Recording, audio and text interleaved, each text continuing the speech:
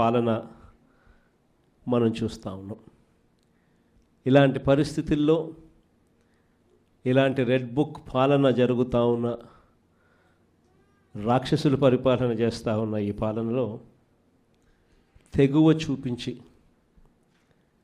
నిబద్ధతతో నిలబడి విలువలకు విశ్వసనీయతకు పెద్దపీట వేస్తూ రాజకీయాలంటే అయ్యా చంద్రబాబు నీ మాదిరిగా చేయడం రాజకీయాలు కాదు, ఎంపీటీసీలమైనా కౌన్సిలర్లమైనా మమ్మల్ని చూసి నేర్చుకో, ఇది రాజకీయం అంటే అని చెప్పి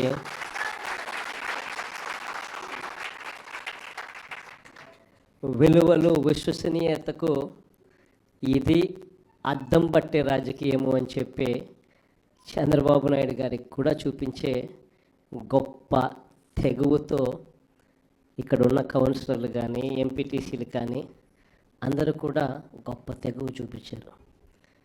మీ అందరి తెగువకు, విలువల పట్ల, విశ్వసనీయత పట్ల మీరు చూపించిన నిబద్ధతకు మీ అందరికీ కూడా హ్యాట్స్ ఆఫ్ తెలియజేస్తాను.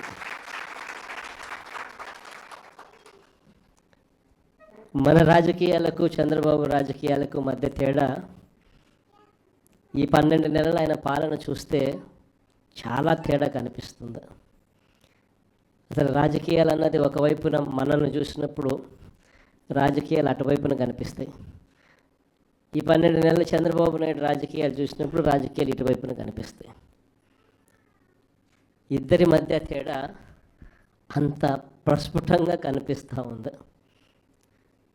మనమేమో మన రాజకీయ జీవితం అంతా కూడా, మన ప్రస్థానం అంతా కూడా ఎప్పుడూ కూడా ప్రజలు మనకు అధికారం ఇస్తేనే మనం తీసుకున్నాం. దొడ్డిదారిన వెన్నుపోట్లతోనూ మోసాలు చేసి ఏ రోజు కూడా మనం రాజకీయాలు చేయలేదు. మరోవైపున చంద్రబాబు నాయుడు చూస్తే ఆయన ప్రస్థానం అంతా కూడా స్టార్టింగే వెన్నుపోట్లతోనే స్టార్టింగ్.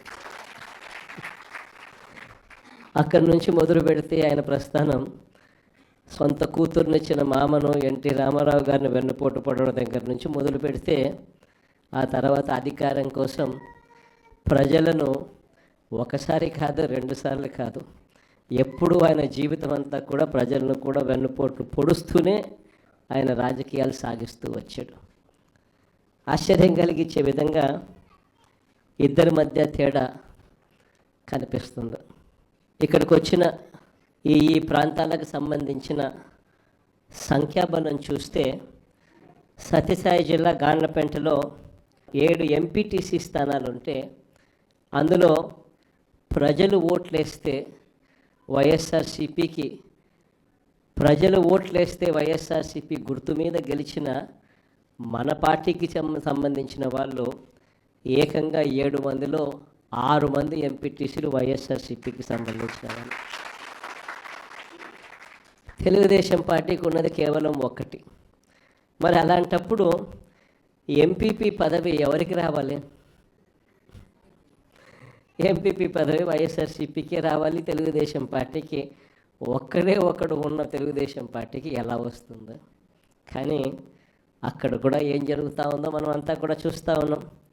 ఒక యుద్ధ వాతావరణం, బెదిరింపులు, పోలీసులను అయితే వాచ్మెన్ల కన్నా హీనంగా వాడుకుంటూ ఉన్నారు. పోలీసుల సమక్షంలోనే దౌర్జన్యాలు కూడా చేస్తారు. చివరికి మనము గట్టిగా నిలబడి ఎన్నికను బాయ్కాట్ చేసినాం.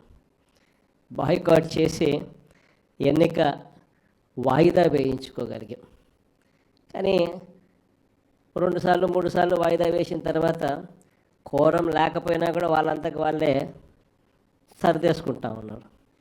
అలాంటి దుర్మార్గమైన పాలన చూస్తూ ఉన్నాం.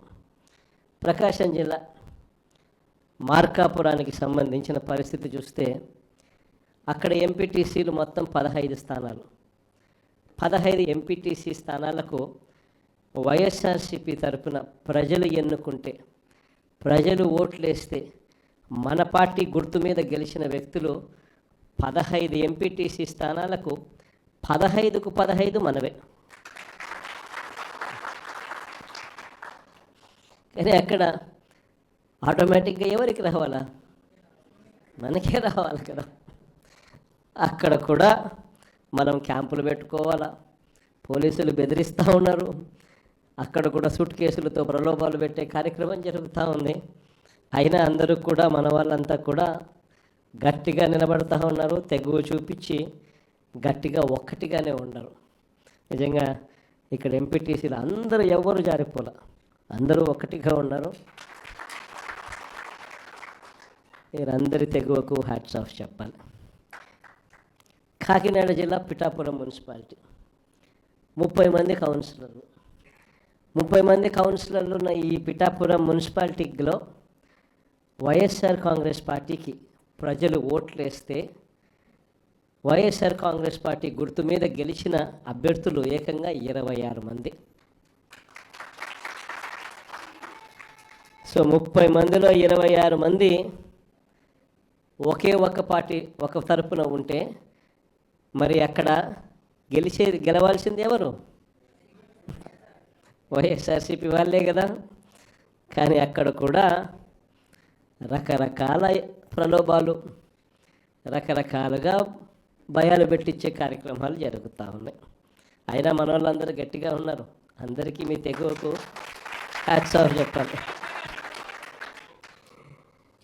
కుప్పం మున్సిపాలిటీ నిజంగా ఆశ్చర్యం కలిగించే మున్సిపాలిటీ.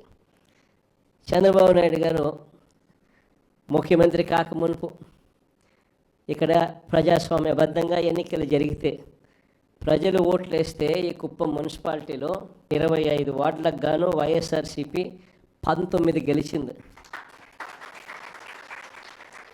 తెలుగుదేశం పార్టీ గెలిచింది కేవలం 6. మరి తెలుగుదేశం పార్టీ గెలిచింది కేవలం 6 అయితే 25లో 19 వైఎస్ఆర్ కాంగ్రెస్ పార్టీ తరపున ప్రజలు ఓట్లేసి వైఎస్ఆర్ కాంగ్రెస్ పార్టీని గెలిపించిన పరిస్థితులు ఉంటే మరి మున్సిపల్ చైర్మన్ ఎవరు కావాలి?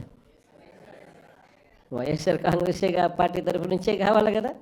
కానీ అక్కడ కూడా దౌర్జన్యాలు, ఏ స్థాయిలోకి దౌర్జన్యాలు ఉన్నాయి అని అంటే ఏకంగా బెదిరించి మున్సిపల్ చైర్మన్ రాజీనామా చేయించి వాళ్ళ దగ్గర తీసుకోవడం, వాళ్ళ పార్టీలోకి తీసుకోవడం.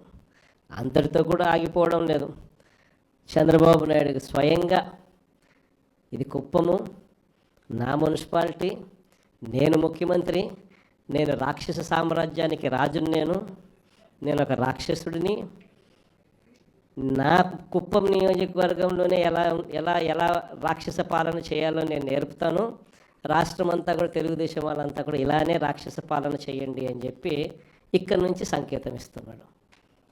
ఇచ్చి బలవంతంగా ఈ మున్సిపల్ చైర్పర్సన్ పోస్టు కూడా వీళ్ళే తీసుకున్నారు. నిజంగా ఆశ్చర్యం అనిపిస్తుంది. 6 గెలిచిన మీరు, 19 గెలిచిన మేము, అయినా ఈ కుప్పం మున్సిపాలిటీలో మీరే చైర్మన్ అని చెప్పి మీరంతకు మీరే చెప్పుకుంటూ మీరంతకు మీరే ఒక్కొక్కరికి 50 లక్షలు. ముఖ్యమంత్రిగా ఉన్నావు, నువ్వు చేయాల్సిన పని ఇదే. ప్రజాస్వామ్యం అంటే ఏమిటి అని చెప్పి ప్రజలకు నువ్వు అద్దం పెట్టి చూపించాలి. ప్రజాస్వామ్యం, కాన్స్టిట్యూషన్ ఇది, నేను దానికి రిప్రజెంటేటివ్, నేను ముఖ్యమంత్రిని. కాన్స్టిట్యూషన్ అనేది ఒక బైబిల్ లాంటిది, ఒక ఖురాన్ లాంటిది, ఒక భగవద్గీత లాంటిది. ప్రతి రాజకీయ నాయకుడు ప్రమాణం చేసేటప్పుడు కూడా చెప్తాడు, కాన్స్టిట్యూషన్కి నేను లోబడి ఉంటాను,